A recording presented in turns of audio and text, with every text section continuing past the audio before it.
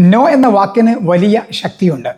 കഴിഞ്ഞ 3 വർഷം വാട്സപ്പിനോട് നോ പറഞ്ഞ് ഇക്കഴിഞ്ഞ സിവിൽ സർവീസ് പരീക്ഷയിൽ ഉന്നതമായ റാങ്ക് നേടിയ ഒരു മലയാളി യുവതിയുടെ വീഡിയോ ഈ അടുത്ത് കാണുകയുണ്ടായി. വാട്സപ്പിനോട് നോ പറഞ്ഞത് ആ കുട്ടിയുടെ ലക്ഷ്യത്തിന് വേണ്ടി പ്രവർത്തിക്കാൻ വേണ്ടിയാണ്. പലപ്പോഴും നമുക്കൊക്കെ ഒരുപാട് ലക്ഷ്യങ്ങളുണ്ട്, ഒരുപാട് ആഗ്രഹങ്ങളുണ്ട്.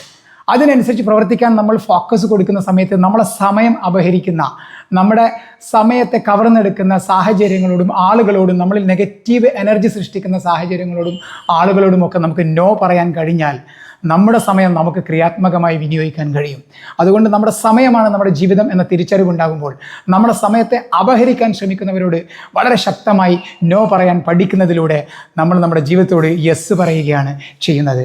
അതുകൊണ്ട് തന്നെ നോ എന്ന് പറയുമ്പോൾ ആ നോക്കൊരു അധികമായ ശക്തിയുണ്ട്. ആ ശക്തിയെ തിരിച്ചറിയുക. The power of no is always important in our life. നോയുടെ ശക്തി തിരിച്ചറിഞ്ഞുകൊണ്ട് ചില സാഹചര്യങ്ങളോടും ചില ആളുകളോടും നോ പറയാൻ പരിശീലിച്ചു കൊണ്ടേയിരിക്കുക. ആർജവമുള്ള വ്യക്തികൾക്ക് മാത്രമേ അത് സാധിക്കുകയുള്ളൂ.